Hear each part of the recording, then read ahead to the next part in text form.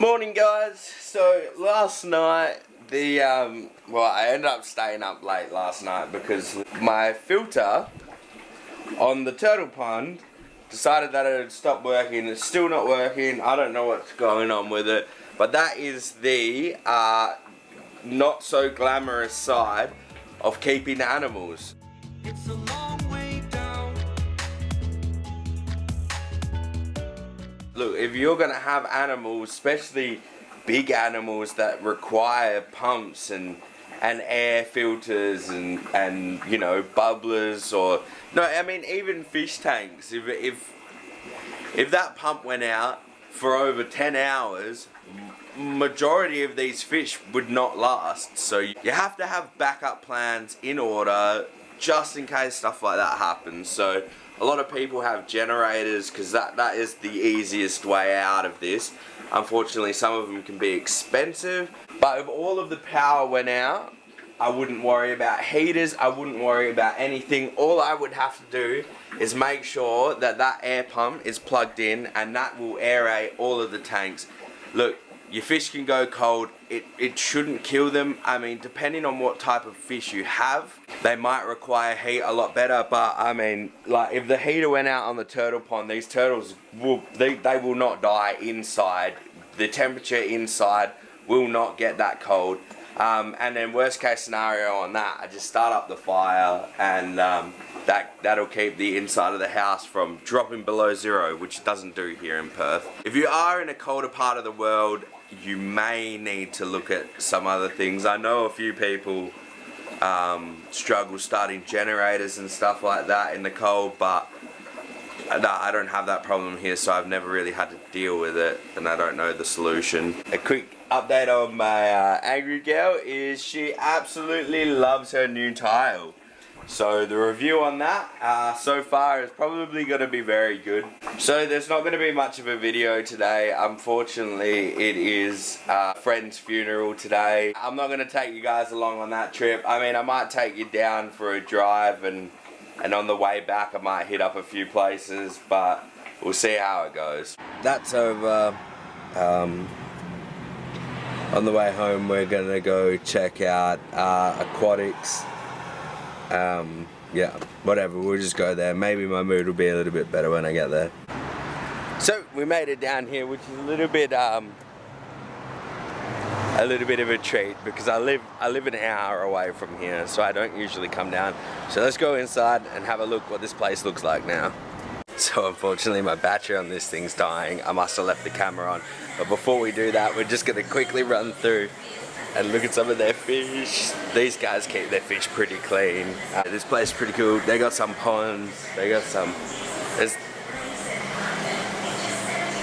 lots of stuff here, but yeah, so I guess I'm gonna wrap this up, or get as much video footage as I can, and then wrap this up.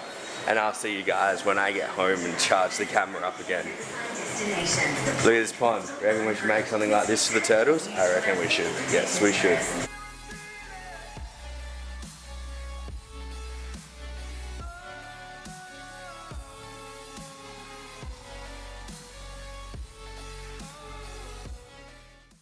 So we made it home. I haven't filmed anything yet. Oh, sorry, just grabbing my phone. I haven't filmed anything else yet. I haven't done much. I just didn't feel like doing too much today. But our sink is leaking, so I have to go to Bunnings, and I'm gonna take those light bulbs back and probably buy more stuff. So we're at Bunnings. We got rid of the light globes. It's real hard to vlog at Bunnings during the night time because they absolutely crank the tunes, and I don't want to get a strike with only like 300 subscribers. That'd be pretty upsetting. So let's go find what we need, and then we can go do some reptile related stuff. So one thing I definitely want to try out is either a remote power source for the lights, or a Wi-Fi connected smart point. That way we'll be able to turn off the lights and the heat cords for the reptiles, and the lights and whatever else for the fish, all from my phone, which would be pretty sweet. So it's like $24 for this single one. So I have to wait and see if I can find anything else. And if I can find something else for cheaper, better. I also need something to tell me when the power trips. So if I can find one that does that as well, that'll be sweet. So yeah. So one of my biggest money saving tips in the reptile hobby would be, if you set your enclosures up right, you can just use normal light bulbs. I'm using anywhere from this to a 75 watt. I did have 100 watt light globes, which are basically the same price, they're just slightly bigger. I found they heat up the enclosures way too much.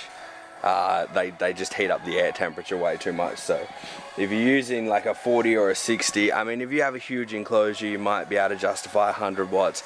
But I've been using 100 watts in some of my big enclosures, and it doesn't heat up anything underneath it, but it heats up the whole entire enclosure. So I'm just going to grab a couple of 75 watts and a couple of 40 watts, and that should be more than enough for me at the moment.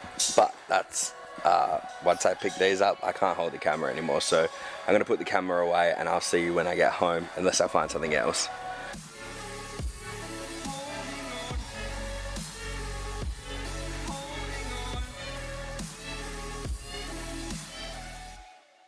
Alright guys, so I'm going to wrap up the video here.